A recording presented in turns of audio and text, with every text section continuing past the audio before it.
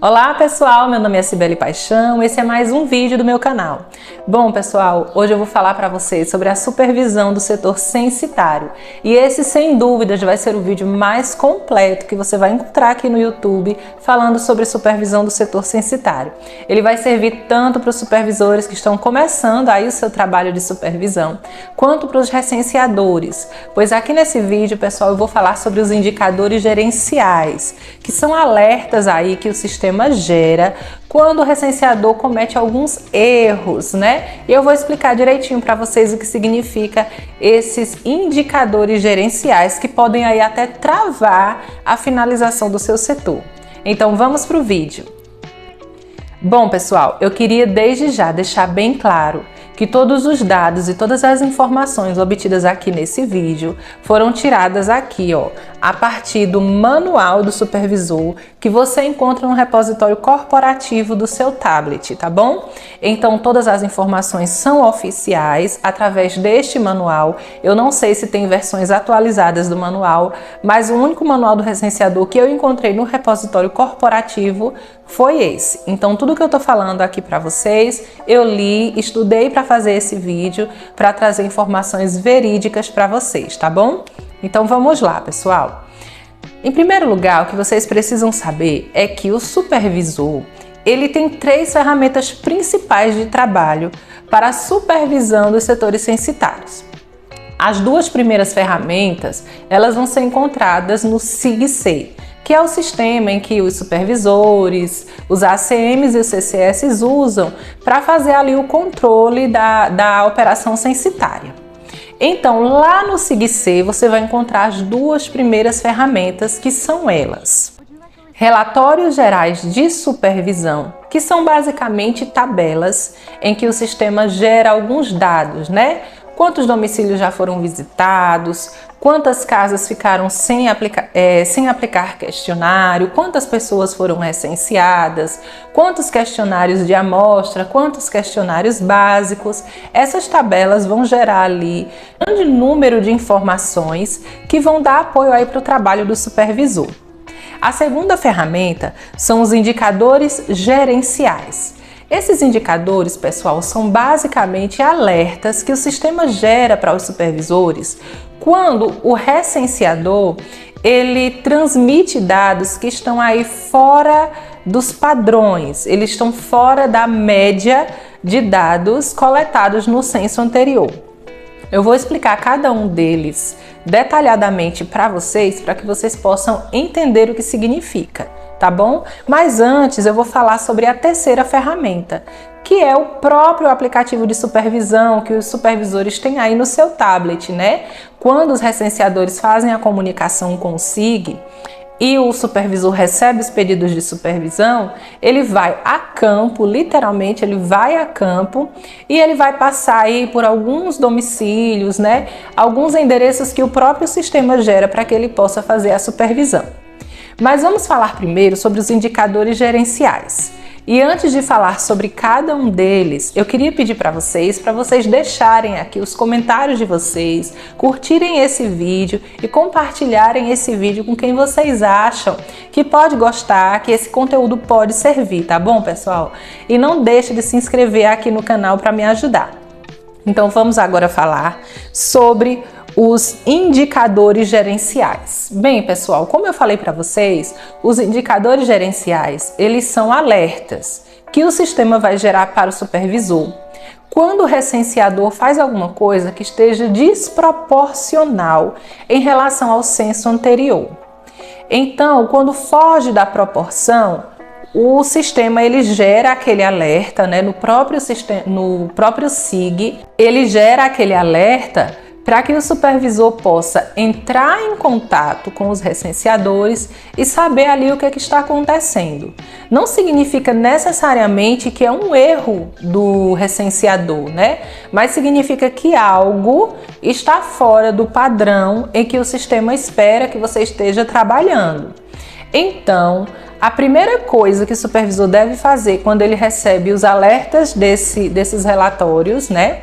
Ele deve entrar em contato com o recenseador, ver o que está acontecendo, perguntar o que está acontecendo e logo após fazer a justificativa no próprio sistema sobre o que aconteceu ali na realidade. Supervisores, lembrem que isso é muito importante para o fechamento do setor dos seus recenseadores. Você precisa responder a todos os alertas desses indicadores gerenciais. Deve ser uma resposta simples e curta, mas você deve sim responder. E aqui na frente eu vou mostrar para vocês um exemplo de como você responderia a esses alertas. Então vamos falar sobre cada um deles. Eu separei aqui alguns que eu achei principais, né? E que eu acho que devem acontecer com recorrência. Então vamos lá. Um dos indicadores que vão aparecer aí para vocês são em relação à proporção de endereços incluídos ou excluídos. Então vamos supor que em uma determinada área, né, em um determinado setor que já vem ali com a sua lista prévia de endereços pré-estabelecida, o recenseador incluiu ou excluiu vários endereços. Esses indicadores vão gerar um alerta para o supervisor para que ele entre em contato com seus recenseadores e entenda o que está acontecendo. Por que você incluiu tantos endereços ou por que você excluiu tantos endereços? Lembrando, pessoal, que não necessariamente os recenseadores estão errando, né? Às vezes foi construído ali um novo prédio residencial e ele precisou incluir todos os endereços daquele residencial. Então, não é que seja um erro necessariamente do recenseador, mas o sistema vai perceber essas desproporções e vai gerar esses indicadores. Você entra em contato com seu recenseador, vê o que está acontecendo e faz a justificativa no SIG-C. Um dos outros indicadores que podem gerar são por coordenadas obtidas fora ou distante do seu perímetro. Nesse caso, pessoal, é quando o recenseador está batendo a coordenada geográfica muito longe do endereço em que ele está ali atualizando, né, confirmando o endereço ou fazendo a pesquisa. Então, quando os recenseadores batem a coordenada geográfica muito longe, muito distante, de repente em outra rua, então o sistema vai gerar esse alerta e você deve fazer a mesma coisa. Entre em contato com o seu recenseador e vê com ele o que foi que aconteceu naquela ocasião específica. O sistema também pode gerar indicadores por erro de percurso.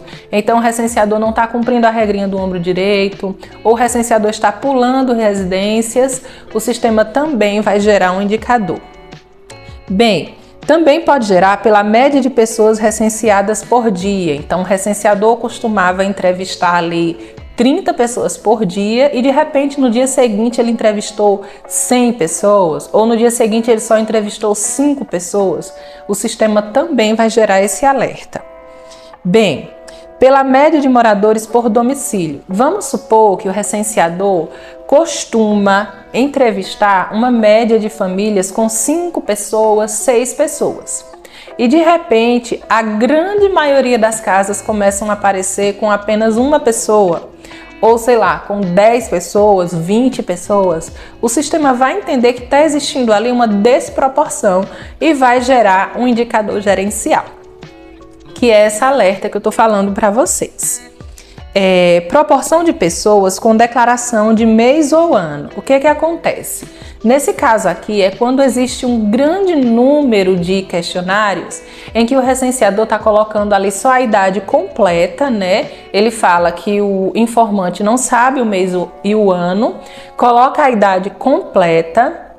Então, quando isso ocorre com muita recorrência, o sistema vai gerar um alerta para o supervisor, que existe um grande número de informantes que não sabem a data de nascimento, né? Isso para o sistema é uma desproporção, tem alguma coisa errada e o supervisor deve entrar em contato com o recenseador. Também gera esses alertas pela proporção de pessoas com menos de 5 anos ou mais de 69 anos, que pode indicar que o recenseador está deixando de registrar crianças e idosos.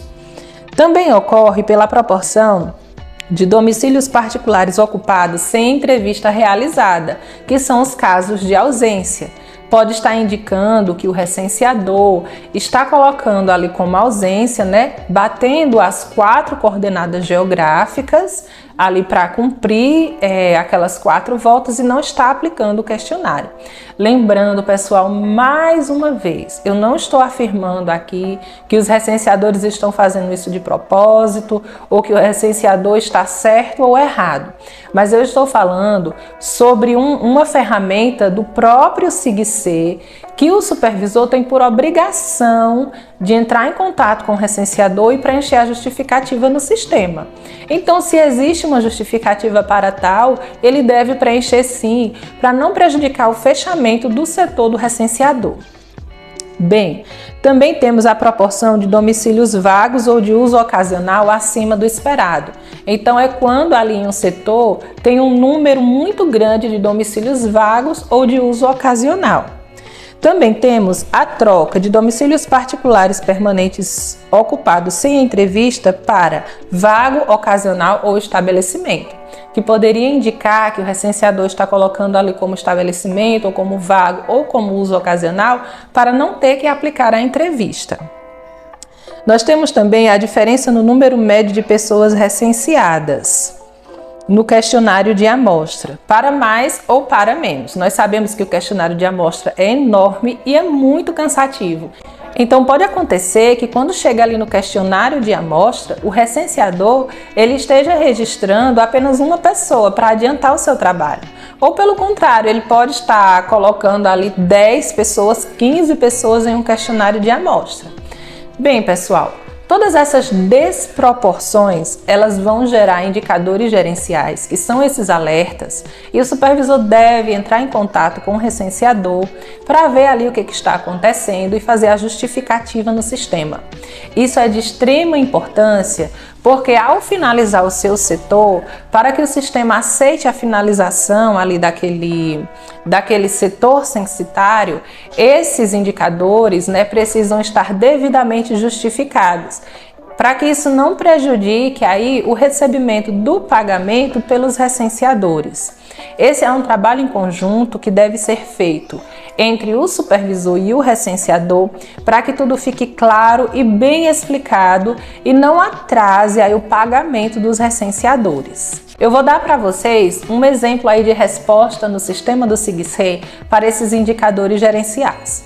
Então vamos supor que lá no sistema gerou um indicador sobre determinado setor, dizendo que existe um grande número de inclusão de endereços.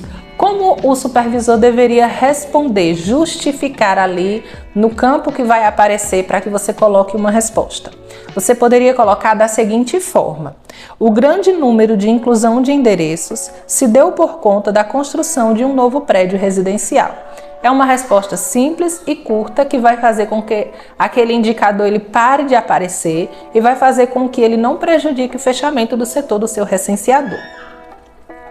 Bom, pessoal, agora voltando lá para os pedidos de supervisão. No sistema de supervisão, no tablet do supervisor. É a ferramenta mais conhecida, é o trabalho do supervisor em campo, em que ele vai lá em campo, passa em alguns endereços, para confirmar o trabalho do recenseador. Bem, na supervisão, o ACS, ele vai ali observar 3 aspectos principais. Esses aspectos são o percurso e a cobertura do setor censitário, ou seja, se o recenseador está cumprindo a regra do ombro direito, sem pular nenhum endereço, registrando a todos e fazendo as entrevistas devidas. A entrega dos e-tickets para o preenchimento pela internet dos domicílios. Essa entrega dos e-tickets, ela acontece somente na última supervisão. Então, ali onde houveram domicílios particulares ocupados sem entrevista realizada, o supervisor, na última supervisão, que é a terceira, ele deve tentar ainda, se ele encontrar alguém em casa, ele deve tentar aplicar o questionário. Se ele não encontrar ninguém em casa, ele deve deixar o e-ticket. O e-ticket, pessoal, é diferente de folha de recado. Quem deixa a folha de recado é o recenseador. Então, em um domicílio em que ele não encontrou a pessoa, ele foi às 4 vezes obrigatórias e não encontrou, na terceira ou na quarta vez, ele vai deixar ali uma folha de recado lá na porta, que tem ali o número do seu telefone e a pessoa pode entrar em contato para que ele possa talvez até aplicar o questionário por telefone mesmo. Já o e-ticket, ele é usado pelos supervisores. Então, nessa última supervisão, que é a terceira supervisão, se por acaso o supervisor encontrar ali a pessoa em casa, ele pode aplicar o questionário. Ou então, ele pode, no caso de não encontrar a pessoa, deixar o e-ticket, que é uma folha bem parecida, né, com a folha de recado, porém, ao invés de dar a opção da pessoa ligar para você, para que você aplique o questionário, ele vai deixar ali a opção para que a pessoa responda ao questionário pela internet. Bom, pessoal, para os setores rurais, a regra é um pouquinho diferente. No caso dos setores rurais, o sistema ele pode gerar uma última supervisão, né, para os setores rurais, e nos aglomerados rurais ele sempre vai gerar uma última supervisão. Então, diferente dos setores urbanos, em que, ao completar 65 unidades visitadas, o sistema gera a primeira supervisão. Ao completar 200 unidades visitadas, o sistema gera a segunda supervisão. E no final do setor, o sistema gera a terceira supervisão. Isso para setores urbanos. Nos setores rurais, o sistema só vai gerar uma última supervisão no final do setor, na finalização. Bom, pessoal, durante o trabalho ali, né, de supervisão em campo, o sistema pode gerar que você faça reentrevistas em alguns domicílios. Para realizar essas reentrevistas, né, o supervisor ele deve fazer essa reentrevista com a mesma pessoa que confirmou ali, que prestou os dados para o recenseador. No caso de o supervisor não encontrar a mesma pessoa que prestou as informações, ele deve pelo menos confirmar o número de moradores da casa e a lista de moradores, né? Que é confirmar os nomes das pessoas e as datas de nascimento. Agora vamos falar um pouquinho sobre o terceiro pedido de supervisão. O terceiro pedido de supervisão, ele vai ter algumas coisas diferentes aí do que você costuma encontrar no primeiro e no segundo pedido de supervisão.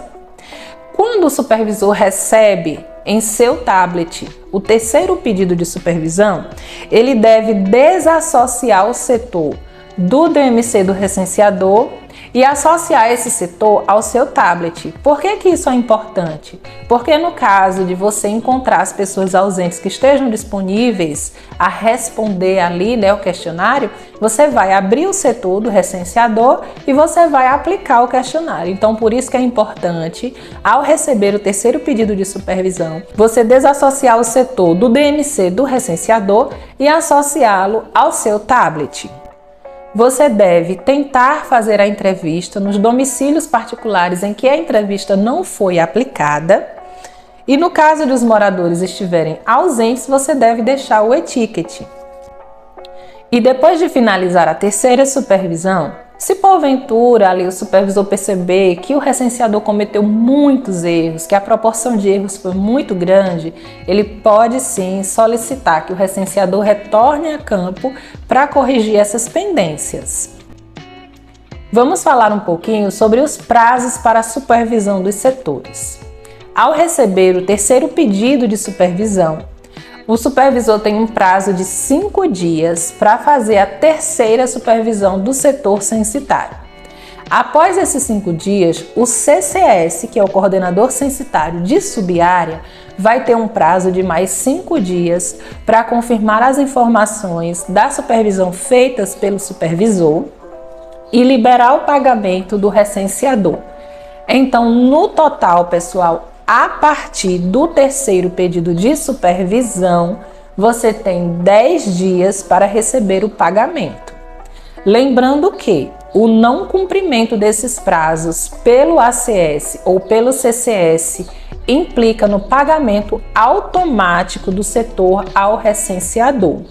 Lembrando que quem tem a obrigação de cobrar o cumprimento desses prazos é o ACM.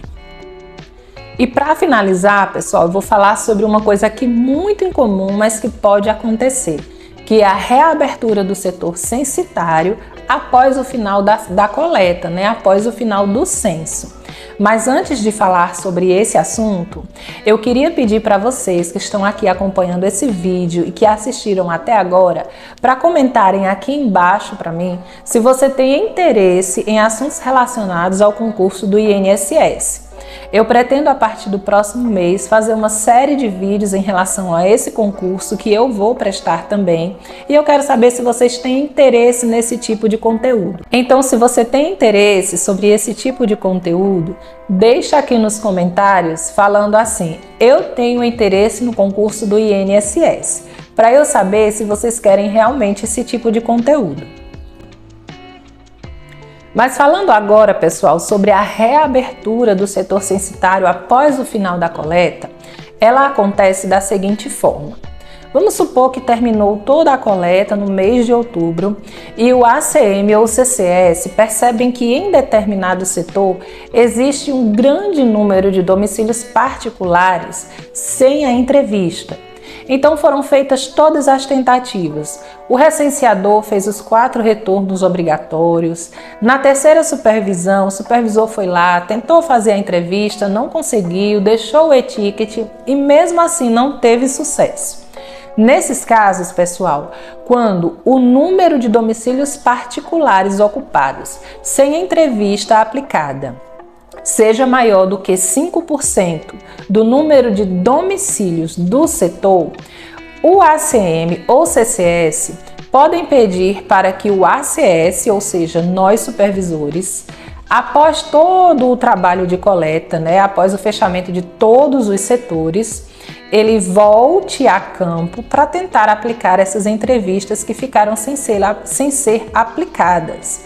Então, pessoal, o IBGE vai tentar de todas as formas fazer a cobertura literalmente dos dados em todo o território nacional, sem deixar nenhuma pessoa sem ser entrevistada.